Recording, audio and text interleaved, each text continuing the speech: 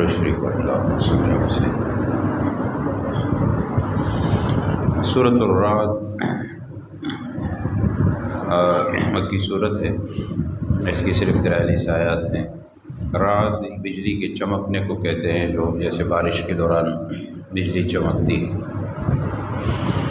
اس صورت میں اس کا تذکرہ ہے کہ یہ جو بجلی چمکتی ہے یہ بھی ایک قسم کی اللہ کی تسبیح ہے، یہ بھی اللہ کی تسبیح بیان کرتی ہے۔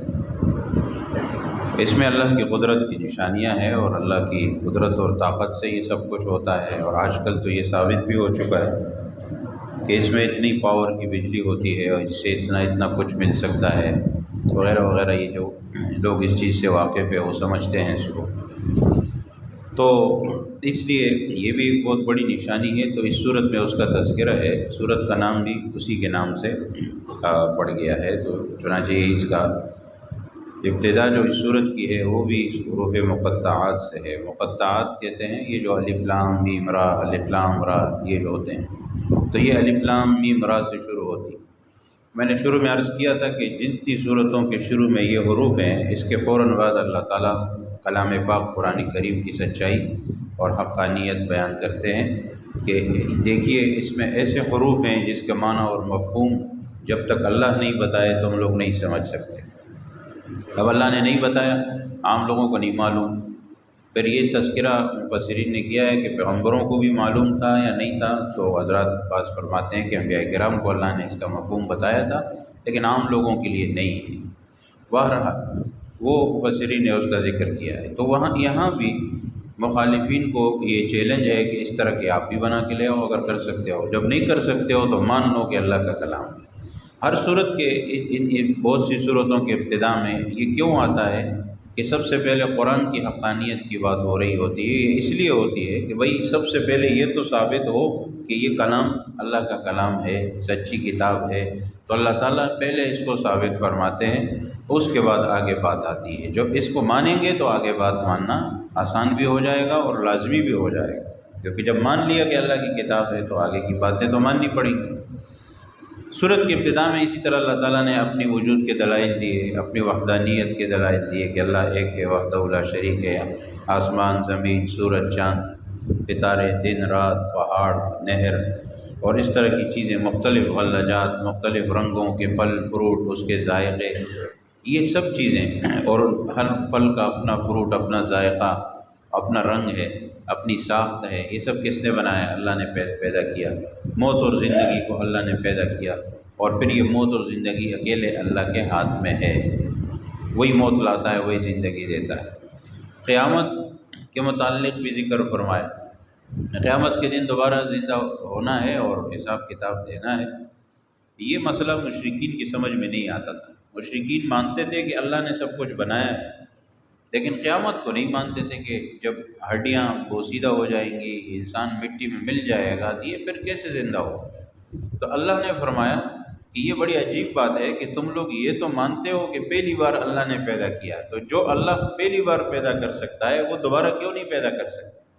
یہ کیسا عقیدہ ہے کہ جی اللہ تعالیٰ پہلی بار بنا سکتا ہے، پیدا کر سکتا ہے، اور نعوذ باللہ دوسری بار نہیں کر سکتا؟ دوسری بار تو آسان ہوتا ہے، پہلی بار مشکل ہوتا ہے۔ کوئی بھی چیز پہلی بار بنانا مشکل ہوتا ہے، بعد میں تو آسان ہے۔ اللہ کے لیے تو برابر ہے، چاہے پہلی بار ہو چاہے دوسری بار ہو، لیکن انسان اپنے حساب سے یہ سمجھے کہ جب پہلی بار پیدا کیا تو دوبارہ بھی ہو سکتا ہے۔ فرمایا اللہ تبارک و تعالیٰ نے فرشتے مقرر کر رکھے ہیں جو اللہ کے حکم سے انسان کی حفاظت کرتے ہیں۔ انسان کی حفاظت کے لیے بھی اللہ نے فرشتے مقرر کیے۔ بچوں کے لیے بھی ہوتا ہے، بڑوں کے لیے بھی ہوتا ہے۔ بعض اوقات انسان کتنا سخت لگتا ہے پھر ہی بچ جاتا ہے، کچھ بھی نہیں ہوتا، خاص کر کے جب وہ دعاؤں کا، ذکر اذکار کا اہتمام کرتا ہے تو سخت سے سخت جو ہے چوٹ بھی اس کو نقصان نہیں پہنچا سکتی، اللہ تعالیٰ بچا دیتا ہے۔ تو یہ ہے۔ پھر ارشاد فرمایا کہ ایک اہم بات کہ جس قوم کو بدلنا ہو اس کو اپنی حالت بدلنی ہے، اور اللہ کی طرف سے جو اس کے پاس جو کچھ آ رہا ہے، اللہ کی نعمتیں اور انعامات، احسانات، یہ بدلنی ہو، یعنی بدل کر انعامات ان کا مستحق اپنے آپ کو بنانا ہو، تو اس قوم کو اپنے آپ کو بدلنا ہوگا، اپنے اعمال بدلنے ہوں گے۔ جس طرح کے اعمال ہیں اس طرح کا اللہ کی طرف سے فیصلہ آئے گا۔ مطلب یہ ہے کہ اگر قوم ایسی ہے، لوگ ایسے ہیں کہ وہ اعمال تو اچھے نہیں کرتے لیکن اللہ کی طرف سے وہ نتیجہ اچھا مانگ رہے ہیں، نعمت احسانات اور انعامات بھی مانگ رہے ہیں، تو یہ بات ٹھیک نہیں ہے، ایسا نہیں ہوتا۔ اس کے لیے آپ کو اپنے آپ کو بدلنا ہوگا، اور یہ یقینی قانون ہے، یقینی بات ہے۔ تو اگر اعمال ذلت والے ہیں اور پھر عزت مانگ رہے ہیں اللہ سے، تو ایسا نہیں ہوتا، جس طرح کے اعمال ہوں گے اس طرح کا فیصلہ ہے۔ باطل جتنا بھی ہے جو دین کے مخالف ہے، دین کے دشمن ہے، فرمایا اللہ تعالیٰ نے کہ یہ سیلاب کی جھاگ کی طرح ہے، یہ وقتی طور پر بہت اچھل کود ان میں ہوتی ہے، بعد میں ان میں کچھ بھی باقی نہیں رہتا۔ بظاہر جب سیلاب آتا ہے تو ہر چیز کو اٹھا کے لے جاتا ہے، لیکن جب آگے چلتا ہے تو پھر سب کچھ سوکھ کر نیچے بیٹھ جاتا ہے۔ تو اسی طرح فرمایا یہ باطل سے گھبرانے کی ضرورت نہیں ہے، یہ وقتی طور پر ان کا شور شرابہ ہوگا، لیکن بعد میں کچھ بھی نہیں بچتا، یہ سب ختم ہو جاتے ہیں۔ پھر یہ بھی فرمایا اللہ تعالیٰ نے کہ جو حق پر ہے، اہل حق والے، یہ سونے چاندی کی طرح ہے جو زمین پر پڑا ٹہرا رہتا ہے، خزانے کی طرح ہے، اور پھر آگ میں اس کو جلا کر اس کو خالص کیا جاتا ہے، اس کو بنایا جاتا ہے۔ تو جب تک سونا آگ میں جلے گا نہیں، جب تک اس کو وہ جل کر اپنے ان مراحل سے گزرے گا نہیں، تب تک اس سے کوئی چیز بنے گی نہیں۔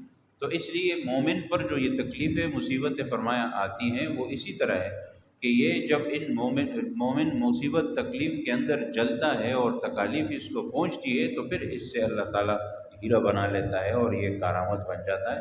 اس کے مقابلے میں جو منافق ہوتا ہے اور جو بے دین ہوتے ہیں، ان کے اوپر بظاہر کوئی تکلیف نہیں ہے، برابر ٹھیک ٹھاک اپنا سب کچھ کر رہے ہیں، لیکن ان کی ترقی بھی نہیں ہو رہی اللہ کے ہاں، اس لیے کہ وہ ان مراحل سے نہیں گزر رہے۔ لوہے کو بھی بٹی میں گرم کیا جاتا ہے، اسی طرح سونے کو بھی گرم کیا جاتا ہے، یہ سارے پورے اللہ کا نظام ہے۔ تو اسی طرح انسان کے ساتھ بھی جب تکالیف آئیں گی تو اس کے بعد اللہ تعالیٰ اس کو بہت بڑا مقام دیتا ہے۔ پھر فرمایا کہ اہل حق اور اہل باطل، یہ دونوں ان کی کچھ نشانیاں ہیں۔ تقوی والے، حقیقی عقل مند جو اللہ کے نیک بندے ہیں، ان کی نشانی یہ ہے کہ اللہ کے وعدے کو پورا کرتے ہیں، جو اللہ سے وعدہ کیا ہے، جو انسانوں سے وعدہ کیا ہے اس کو پورا کرتے ہیں۔ پھر یہ ہے کہ اللہ نے جن رشتوں کو جوڑنے کا حکم دیا ہے کہ یہ رشتہ داری آپس میں برقرار رکھنی ہے، فرمایا کہ وہ ان رشتوں کو برقرار رکھتے ہیں۔ پھر فرمایا اللہ سے ڈرتے ہیں، ہر حالت میں تقوی اختیار کرتے ہیں۔ یہ خطرہ ان کو رہتا ہے کہ برا حساب ہمارے ساتھ قیامت میں نہ ہو، کہیں ایسا نہ ہو کہ حساب کتاب میں پکڑے جائے، یہ خطرہ رہتا ہے۔ اللہ کی رضا کے لیے ہمیشہ ہر معاملے میں صبر کرتے ہیں، اور پھر فرمایا نماز قائم کرتے ہیں، اور اللہ کا دیا ہوا مال جو ہے اس کو خرچ کرتے ہیں، خفیہ بھی اور سب کے سامنے بھی۔ مختلف طریقے ہوتے ہیں، میں نے شروع میں عرض کیا تھا۔ اور برائی کا جواب جو ہے وہ اچھائی سے دیتے ہیں، اچھا بدلہ دیتے ہیں لوگ، یہ ہوتا ہے اچھے لوگوں کا طریقہ کار اور ان کی نشانی۔ اور باقی جو ان کے مقابلے میں بدبخت شقی ہوتے ہیں، دین کے دشمن ہوتے ہیں، باطل والے، وہ یہ ہے کہ اللہ کے وعدے کو توڑتے ہیں، یعنی اس پر عمل دین پر نہیں کرتے۔ جو دین پر عمل نہیں کر رہا وہ اللہ کے وعدے کو توڑ رہا ہے۔ اور پھر یہ ہے کہ اللہ نے جن رشتوں کو باقی رکھنے کا حکم دیا ہے وہ ان رشتوں کو توڑتے ہیں، ختم کرتے ہیں۔ اور تیسری یہ کہ زمین میں فساد پھیلاتے ہیں، خیر وہ کام کرتے ہیں جو فساد کا کام ہو، فرمایا یہ نشانی ہے بدبخت لوگوں کی اور اہل باطل۔ پھر فرمایا کہ انبیاء کرام جو ہیں یہ بھی دوسرے انسانوں کی طرح ہوتے ہیں، انسان ہونے میں، مقام میں نہیں، مرتبے میں نہیں۔ مقام مرتبہ تو انبیاء کرام کا اتنا اونچا ہے کہ وہاں تک تو کوئی پہنچ ہی نہیں سکتا، انسان کیا ملک فرشتہ کوئی بھی نہیں پہنچ سکتا۔ ہاں انسان ہونے میں جو انسانی خصوصیات ہے اس میں وہ دوسرے انسانوں کی طرح ہے۔ باقی یہ کہ ان سے معجزات ہوتے ہیں، ان کے ہاتھ پر عجیب عجیب معجزات ظاہر ہوتے ہیں، تو وہ ان کا ذاتی کمال نہیں ہوتا، وہ معجزات ظاہر کرنے والا اللہ تعالیٰ ہوتا ہے۔ بظاہر تو ایسا لگتا ہے کہ یہ پیغمبر کر رہے ہیں، لیکن وہ پیغمبر نہیں کرتے، وہ اللہ کرتے ہیں، وہ اللہ کے اختیار میں ہوتا ہے۔ حضرت موسیٰ علیہ السلام لاٹھی گراتے سانپ بن جاتی، تو یہ ہر وقت نہیں ہوتا تھا، لاٹھی تو وہ دن میں کتنی مرتبہ رکھتے ہوں گے، اٹھاتے ہوں گے، گراتے ہوں گے، لیکن جب اللہ چاہتے تو اس سے سانپ بن جاتا تھا، اژدہا بنتا تھا، یہ اللہ کی مرضی سے ہوتا ہے۔ تو اس لیے بہرحال جو لوگ نبوت کے مقام سے ناواقف ہیں وہ کہتے ہیں کہ جی یہ انسان ہے پیغمبر، لہٰذا یہ تو عام انسانوں کی طرح ہے، ہم ان کی بات کیسے مانیں؟ اللہ تعالیٰ نے فرمایا کہ عام انسانوں کی طرح نہیں، بہت بڑا مقام ہے بھئی، اللہ کے پیغمبر ہیں۔ سورت کے آخر میں اللہ نے فرمایا کہ نبی اکرم اپنے پیغمبر علیہ الصلوۃ والسلام کی نبوت رسالت کی اللہ نے خود گواہی دی، میں اس بات پر گواہ ہوں، میری گواہی۔ اور پھر فرمایا کہ نبوت اور اہل کتاب کی نبوت کے بھی گواہ ہیں، اور ظاہر ہے کہ پیغمبر علیہ الصلوۃ والسلام بھی اور اللہ کی ذات بھی۔ تو آخر میں اس کا تذکرہ کر دیا گیا اور ایک قسم کی اللہ کی طرف سے نبوت پر مہر لگا دی۔ سورت ابراہیم ہے 13ویں سپارے کے آخری صورت۔ اس میں حروف مقطعات سے اس کی بھی ابتدا ہوئی، اور اس صورت کے آغاز میں بھی انہی صورتوں کی طرح اللہ تبارک و تعالیٰ نے قرآن کریم کا ذکر فرمایا، اور پہلی ہی آیت میں اللہ نے قرآن کی حکمت بتائی، مقصد بتایا کہ یہ وہ کتاب ہے جس کو ہم نے نازل کیا ہے تاکہ لوگوں کو اندھیروں سے روشنی کی طرف نکال کر لے جائے اللہ کے حکم سے۔ العزیز الحمید، جو کہ غالب ہے اور حمید ہے، تعریف والا ہے۔ تو اس میں جو اہم مضامین ہے، یہ مختصر سی صورت ہے، اس میں سب سے پہلے تو وہی تینوں عقائد ہیں، تینوں اہم عقائد، توحید ہے، رسالت ہے، قیامت ہے۔ اللہ کی وحدانیت، پیغمبر علیہ السلام کی نبوت و رسالت، اور اللہ یعنی قیامت، یہ انہی چیزوں کی بات تھی۔ ان تین باتوں کے مشرکین انکار کرتے تھے۔ وہ اللہ کو تو مانتے تھے کہ اللہ نے پیدا کیا، لیکن ایک اللہ کو ماننا اکیلے، پھر پیغمبر کی نبوت رسالت کو ماننا، اور پھر قیامت کو ماننا، اس چیز کا وہ انکار کرتے تھے۔ اس لیے اللہ نے بار بار اس چیز کا تذکرہ فرمایا ہے۔ کافروں کے لیے اللہ نے مذمت بیان فرمائی، جہنم کی وعید، اور مومنوں کے لیے جنت کے وعدے۔ نبی اکرم صلی اللہ علیہ وسلم کو تسلی کے لیے بتایا گیا کہ جو پہلے والے انبیاء کرام تھے ان کے ساتھ بھی یہی کچھ ہوا، جیسے پہلے گزرا، انکار کرتے رہے، دشمنیاں کرتے رہے، لیکن بعد میں کیا ہوا کہ ان کا انجام بہت برا ہوا۔ تو ایسا آپ کے ساتھ بھی ہو رہا ہے، تو ان کے ساتھ بھی وہی ہوگا جیسے کہ پہلے والوں کے ساتھ ہوا ہے۔ پھر اللہ تبارک و تعالیٰ نے وہ گفتگو ذکر فرمائی کہ انبیاء کرام اور ان کے جھٹلانے والوں کے درمیان جو بات چیت ہوئی، کہ جب ان کو دعوت دی گئی انبیاء کرام کی طرف سے، تو انہوں نے جواب میں اعتراضات کر دی۔ ایک تو یہ کہا کہ انہوں نے کہا کہ جس چیز کی طرف تم ہمیں بلا رہے ہو، اللہ کی ذات، نعوذ باللہ اس کے بارے میں ہمیں شک ہے، یعنی اس طرح ہم مطمئن نہیں ہیں جس طرح تم لوگ دعوت دے رہے ہو۔ ایک اعتراض ان کا اللہ کی ذات پر ہو گیا۔ پھر انہوں نے یہ کہا، انبیاء کرام نے جواب میں کیا کہا کہ اللہ کے بارے میں شک کرتے ہو جس نے زمین آسمان سب کچھ بنایا ہے، تو تھوڑا سی غور فکر کرو، اس کو تو تم بھی مانتے ہو، تو پھر اللہ کی ذات میں کیوں شک ہو رہا ہے تم؟ پھر انہوں نے کہا کہ اللہ تبارک و تعالیٰ کے وجود، توحید وغیرہ کے دلائل تو وہ فرمایا بہت واضح ہے، اس لیے اس پہ تفصیل کی کوئی ضرورت ہی نہیں ہے۔ ایک اعتراض ان کا یہ تھا کہ پیغمبر انسان کیسے ہو سکتا ہے، انسان پیغمبر کیسے ہو سکتا ہے، اور پیغمبر انسان کیسے ہو سکتا ہے، ان دونوں باتوں میں ٹکراؤ ہے۔ وہ دیکھتے تھے کہ یہ تو پیغمبر کو دیکھتے تھے کہ یہ تو انسان ہے، ہمارے درمیان پلا بڑا، پیدا ہوا، اور یہ زندگی ہمارے درمیان گزری، تو انسان ہونے سے انکار نہیں کر سکتے تھے کیونکہ نظر آ رہا تھا کہ یہ انسان ہے، تو وہ نبوت کا انکار کر دیتے تھے۔ اور بعد میں جو لوگوں نے اعتراضات کیے نا پیغمبر کے زمانے کے بعد، تو انہوں نے کیا کیا کہ وہ پیغمبر ہونے کا انکار تو نہیں کر سکتے تھے کیونکہ مسلمان کہلاتے تھے، تو انہوں نے کیا کیا کہ انسان ہونے کا انکار کر دیا۔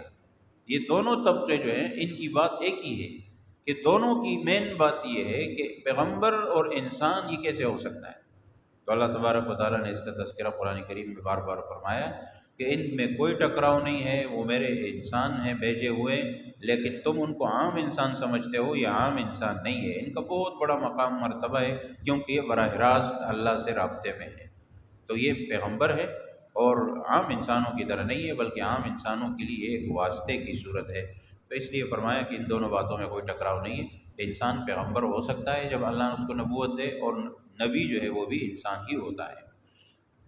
باقی فرمایا کہ مشرکین کو ہدایت سے جو محروم رکھنے والا سب سے بڑا سبب تھا وہ کیا تھا، کہ جو تیسری بات تھی وہ کہتے تھے کہ ہم باپ دادا کی دین کو کیسے چھوڑیں، باپ دادا کا دین ہمارا جو ہے وہ اس راستے پر وہ لوگ چلیں تو ہم بھی چلیں گے۔ تو اس پر اللہ تعالیٰ نے فرمایا کہ باپ دادا اگر غلط راستے پر چل رہے ہو اور تمہیں پتہ ہے کہ وہ غلط راستے پر تھے، تو پھر کیوں ان کی غلطی پر قائم رہتے ہو، چھوڑ دو بس اس کو، ہدایت آ رہی ہے تو ہدایت کو تسلیم کرو۔ اور پھر فرمایا آگے اللہ تبارک و تعالیٰ نے کہ شکر اور ناشکری، یہ دونوں باتیں جو ہیں انسان کی زندگی میں بہت اہمیت رکھتی ہے۔ جس انسان میں شکر کا مادہ ہوتا ہے، اللہ کی نعمتوں پر شکر ادا کرتا ہے، اس کو اللہ تعالیٰ اور زیادہ دیتا ہے، یہ اللہ کا قانون ہے۔ اور جو ناشکری کرتا ہے اس سے اللہ تعالیٰ جو ہے وہ بھی چھین لیتا ہے، یہ اللہ کا نظام ہے، کیونکہ ناشکر بندے کو اللہ تبارک و تعالیٰ مزید نعمتیں نہیں دے گا بلکہ جو ہے وہ بھی چھین لے گا۔ پھر حضرت ابراہیم علیہ السلام کی دعائیں ذکر کی گئی ہیں۔ انہوں نے بیت اللہ کی تعمیر کے بعد اہل مکہ کے لیے، اپنی اولاد کے لیے، اپنے خاندان کے لیے کی تھی، امت کے لیے کی تھی، اور اس میں انہوں نے کہا تھا کہ اللہ اس مکے کو امن والا بنا، اور اس مکہ مکرمہ کو ایسی جگہ بنا وارزقہم من الثمرات کہ ان کو ایسے پھل میوے ملے کہ ساری دنیا کے نعمتیں ادھر اکٹھی ہو جائے۔ چنانچہ اللہ تعالیٰ نے دعا قبول کی ہے، آج آپ کو مکہ مکرمہ میں دنیا بھر کی جو چیز مانگنا چاہیے آپ کو مل جائے گی۔ دنیا بھر کا جو پھل فروٹ مانگنا چاہے اس کا وہاں تو کچھ بھی نہیں ہوتا، چاہے اس کا موسم وہاں ہے یا نہیں ہے، آپ کو وہ چیز مل جائے گی۔ کوئی ایسی چیز نہیں ہے جو وہاں آپ کو نہیں ملے گی، ساری دنیا کی نعمتیں وہ اس کی طرف جو ہے وہ کھنچی ہوئی چلی آتی ہے۔ یہ انہوں نے دعا مانگی ابراہیم علیہ السلام نے، اللہ نے قبول فرما دی۔ یعنی کسی کے ذہن میں نہیں تھا کہ ایک جنگل بیابان، دشت و صحرا، اس میں اتنی بڑی جگہ بنے گی اور اتنا ساری دنیا کے لوگ یہاں پر آئیں گے۔ ایسا جو ہے وہ ان کی دعا سے ہوا، اللہ تعالیٰ نے ان کی دعا پر یہ سب کچھ کیا۔ اور پھر جو مین دعا تھی نا ان کی، وہ یہ تھی کہ اللہ میری اولاد کو ایک پیغمبر عطا فرما جو دین کی باتیں سکھائیں ان کو۔ یہ اصل بات تھی جو مشرکین کو اللہ تعالیٰ بتانا چاہتے ہیں کہ تم لوگ ابراہیم علیہ السلام کو مانتے ہو، یہ بھی مانتے ہو کہ ہم ابراہیم علیہ السلام کی اولاد ہیں، یہ بھی مانتے ہو کہ ابراہیم علیہ السلام نے خانہ کعبہ بیت اللہ شریف کو بنایا ہے۔ جب یہ سب باتیں مانتے ہو تو ابراہیم علیہ السلام نے جو دعا کی تھی کہ میرے قوم کو پیغمبر عطا فرما، وہ کیوں نہیں مانتے؟ کہاں ہے وہ پیغمبر؟ تو یہاں آ کر پھر ان لوگوں کی سٹی گم ہو جاتی تھی کہ اب اس کا ہم کیا جواب دیں؟ ابراہیم علیہ السلام نے تو پیشن گوئی کر دی تھی کہ پیغمبر آئیں گے، یہاں پر آ کر انکار کرتے تھے۔ تو یہ جب قرآن کی دلائل سامنے آتے تو پھر ان لوگوں سے انکار کی گنجائش نہیں ہوتی، ضد میں کریں انکار تو وہ ایک الگ بات ہے۔ پھر فرمایا کہ یہ جو نیک لوگ ہیں، حق اور ایمان کا جو کلمہ ہے نا، یہ کلمہ یہ ایک مضبوط درخت کی طرح ہے، پاکیزہ درخت کی طرح ہے جس کی جڑیں مضبوط ہوتی ہیں۔ مومن کے دل میں جس طرح کلمے کی جڑیں عقیدے کی مضبوط ہوتی ہیں، اسی طرح یہ ایک تناور درخت کی طرح ہے۔ اور فرمایا کہ یہ جو باطل کا کلمہ ہوتا ہے، یہ کلمہ خبیثہ، اس کو اللہ نے قرآن میں فرمایا کہ یہ ایسا ہے کہ جس طرح باطل کا ایک مثال اس درخت کی سی ہے جو زمین کے اوپر قائم ہے اور کسی بھی چیز سے گر جاتا ہے، یہ باطل کا جو غلط کلمہ ہوتا ہے یہ بھی باطل کی زبان پر، کافر کی زبان پر ہے، لیکن تھوڑی سی کوئی بات آ گئی نا تو کبھی ایک بات کرتا ہے، کبھی دوسری بات کرتا ہے، عقیدہ مضبوط نہیں ہوتا۔ کبھی بلی سے ڈرتا ہے، کبھی کتے سے ڈرتا ہے، کبھی پرندے سے ڈرتا ہے، کبھی کسی اور وہم سے ڈرتا ہے۔ تو یہ سب کیا ہے؟ یہ عقیدے کی کمزوری ہے جو بالکل سطحی قسم کا ہوتا ہے، کوئی اس کی جڑ اس کی مضبوط نہیں ہوتی۔ اور پھر فرمایا قیامت کی منظر کشی اللہ نے آخر میں اس صورت کے فرما دی، اور صورت کا آغاز جیسے نزول قرآن کریم سے ہوا تھا تو آخر میں بھی وہی بتایا گیا کہ قرآن لوگوں کے لیے اللہ کا پیغام ہے تاکہ اس سے ان کو ڈرایا جائے اور اللہ کی وحدانیت بھی بیان فرمائے۔ سورۃ الحجر میں بھی تقریباً انہی باتوں کا تذکرہ ہے۔ یہ جو آگے جتنی بھی صورتیں ہیں کہ ابتدا اس کی ہوتی ہے ابتدا حروف مقطعات سے ہوتی ہے، پھر قرآن کریم کا مقام، سچائی، حقانیت، اور آگے پھر توحید، رسالت، قیامت، اس کا تذکرہ ہوتا ہے۔ یہ سورۃ الحجر جو ہے، حجر اصل میں وادی حجر کے نام سے ہے، اور حجر قوم سمود کی جگہ تھی۔ یہ قوم سمود کا علاقہ تھا اور مدینہ شام کے درمیان یہ جگہ ہے، تو اس میں بھی ان کا تذکرہ آیا ہے، تو اس لیے اس کی وجہ سے جو ہے اس کو یہ کہا گیا ہے۔ فرمایا کہ قرآن کریم کی تعریف وغیرہ ذکر کرنے کے بعد اللہ تعالیٰ اس میں فرماتے ہیں کہ قیامت کے دن جب کفار کو سختی ہوگی وہاں پر، اور قیامت کی سختی دیکھیں گے کفار، تو وہ تمنا کریں گے کہ کاش ہم مسلمان ہوتے دنیا میں تو آج اتنی سختی نہیں ہوتی۔ وہ دیکھیں گے کہ مسلمان تو آسانی میں ہے، سہولت میں ہے، لیکن فرمایا اللہ تبارک و تعالیٰ نے کہ اس دن کا ایمان، اس دن ایمان کی تمنا کرنا کسی کام نہیں ہے، لیکن دنیا میں وقت ہے، اب ان کو چاہیے کہ ایمان لیں۔ پھر فرمایا کہ قرآن کریم میں ایک اور خصوصیت ہے کہ اللہ نے اس کی حفاظت کی ذمہ داری اپنے ذمے لی ہے، یہ دوسری کتابوں میں نہیں تھا۔ دوسری جتنی بھی کتابیں آئیں اللہ نے امتوں کو کہا کہ تم جانو تمہاری کتاب جانے، اس کو سنبھالو، اس پر عمل کرو۔ قرآن کریم کے بارے میں اللہ نے فرمایا کہ اس پر عمل کرو لیکن حفاظت کی ذمہ داری ہماری ہے۔ چنانچہ آج تک ایک زیر زبر کا اس کے اندر جو ہے وہ کوئی تبدیلی نہ کوئی کر سکا اور نہ کوئی کر سکے گا۔ تو اس لیے اللہ نے اس کا حفظ بھی آسان کر دیا، چھوٹا بچہ بھی اس کو یاد کر لیتا ہے۔ دنیا کے اندر کوئی ایسی کتاب نہیں ہے کہ جس کو اس طرح 500 صفحات سے زیادہ ہیں اور اس کو اس طرح کوئی یاد کر لے، جتنی بھی آسان کتاب کیوں نہ ہو، اپنی زبان میں کیوں نہ ہو، نہیں کر سکتا کوئی۔ قرآن کریم کو یاد ہو جاتا ہے، انا نحن نزلنا ذکر وانا لہ لحافظ، آسان، اور بچہ بھی یاد کر لیتا ہے۔ 5-7 سال کا بچہ بھی، 3 سال کے اب تو بچے ہیں، 3-4 سال کے بچے حفظ کر لیتے ہیں اور قرآن کریم یاد ہو جاتا ہے۔ بڑی عمر کے لوگ بھی یاد کر لیتے ہیں، چھوٹی عمر کے بھی کر لیتے ہیں۔ تو اس لیے یہ اللہ تعالیٰ کی طرف سے جو یہ معجزہ ہے نا، یہ بھی اس کی بہت بڑی نشانی ہے۔ پیغمبر کا معجزہ ہے، ایک تو محفوظ ہے اور ایک آسان ہے اور یاد کرنے میں، اور اگر کتابوں میں نہ بھی ہو تو لوگوں کے سینوں میں محفوظ ہے۔ اور یہ کسی بھی امت کے پاس یہ خصوصیت نہیں ہے کہ ان کے پاس ان کا اس طرح کا کوئی حافظ ایک بھی نکال کر دکھائے، نہیں ہوتا ان کے پاس۔ اور قرآن کریم کے حافظ آپ کو ہزاروں لاکھوں میں ملیں گے، ہر سال ہزاروں پارے ہوتے ہیں۔ تو یہ جو ہے اللہ کا نظام ہے۔ ہزاروں تو ایک ملک میں ہوتے ہیں، ہمارے یہاں ہوتے ہیں نا، ساری دنیا میں حساب لگائیں تو کتنے حافظ بنتے ہیں ہر سال۔ تو اس لیے بہرحال یہ فرمایا کہ یہ ایک بہت بڑی قرآن کریم کی حقانیت اور سچائی کی نشانی ہے۔ پھر اللہ تعالیٰ نے اپنی وحدانیت، اپنی طاقت، اپنی قوت، قدرت کو مختلف موقعوں پر ذکر فرما دیا، اور زمین کا ذکر فرمایا، پہاڑوں کا ذکر فرمایا، پانی سے بھری ہوئی ہوائیں چلتی ہے، پانی آتا ہے، بارش اس سے ہوتی ہے، یہ سب چیزیں جو ہے، اور اتنی وزنی پانی جو ہے، یہ ان ہواؤں کے اندر، ان بادلوں کے اندر جو ہے، یہ سب اتنا وزنی پانی ہوتا ہے، پھر وہ اللہ تعالیٰ اس کو نیچے اتارتا ہے، نازل کرتا ہے۔ تو یہ توحید کی اور اللہ کی قدرت کے دلائل ہیں۔ حضرت آدم علیہ السلام کا واقعہ اس صورت میں ذکر کیا ہے اللہ تعالیٰ نے، وہ وہی ہے کہ حضرت آدم علیہ السلام کی جو پیدائش تھی وہ اللہ تعالیٰ کی ایک بہت بڑی قدرت کی نشانی تھی کہ بغیر کسی نمونے کے، بغیر کسی سابقہ نقشے کے یا بغیر کسی کی مدد کے اللہ نے ایک جیتے جاگتے انسان کو پیدا کیا، اور کس طرح پیدا کیا، وہ سارے نظام اس کا کیسے بنایا، یہ اللہ کی بہت بڑی قدرت ہے۔ تو یہ بھی بہت بڑی دلیل ہے۔ حضرت آدم علیہ السلام کا واقعہ یہ ایک آدمی کا، ایک شخص کا واقعہ نہیں ہے، بلکہ یہ تو پوری انسانیت کا واقعہ ہے، اور اس سے جو ہے اللہ کی قدرت بہت بڑی ثابت ہوتی ہے۔ پھر فرشتوں کو جو حکم دیا گیا سجدہ کرنے کا، جیسے سورہ بقرہ میں گزرا، یہ انسان کو پھر اللہ نے مقام دیا، پیدا بھی کیا، مقام اور مرتبہ بھی دیا، اور اس کے بعد جو ہے ابلیس شیطان کے سوا فرمایا کہ سب نے سجدہ کر لیا۔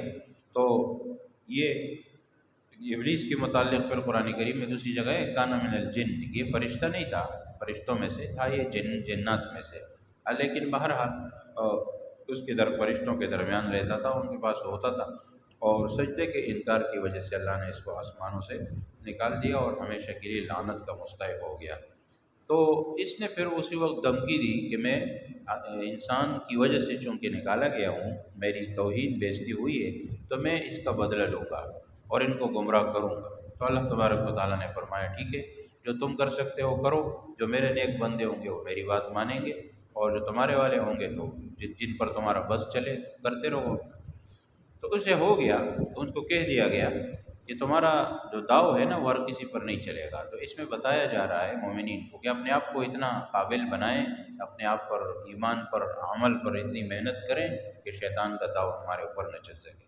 تو قرآن کریم جیسے جہنم کا تذکرہ کرتا ہے تو جنت کا تذکرہ بھی کرتا ہے، پھر اللہ نے آگے جنت کا بھی تذکرہ فرما دیا کہ جنت سے بھی یہ مایوس نہیں ہونا چاہیے، اللہ تعالیٰ نیک اعمال کے بعد، شیطان کے مقابلے کے بعد اللہ تعالیٰ ہمیں جنت بھی دے گا اور دے سکتا ہے، اور خوف اور امید دونوں کے درمیان ایمان ہے، لہٰذا عذاب کا خوف بھی ہو اور ایمان بھی، اس پر ایمان بھی ہو کہ جنت بھی ملے گی۔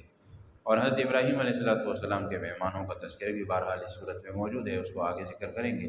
تو یہ صورت جو ہے وہ صورت حجر ہے، جس میں شروع میں قرآن کریم کا مقام اور آخر میں جو ہے اس میں اس کا تذکرہ ہے۔ حضرت ابراہیم علیہ السلام کے ہاں مہمان آئے، ابراہیم علیہ السلام کو اولاد کی خوشخبری دی، اور آگے چل کے جو ہے حضرت علیہ السلام کا واقعہ تو یہ مختصر سا رہ گیا، انشاءاللہ اس کا ذکر کریں گے۔ اللہ تعالیٰ عمل کی توفیق نصیب کرے۔ الحمدللہ رب العالمین والعاقبۃ للمتقین والصلاۃ والسلام علی خیر خلقہ محمد وآلہ وصحبہ ونظرنا انفسنا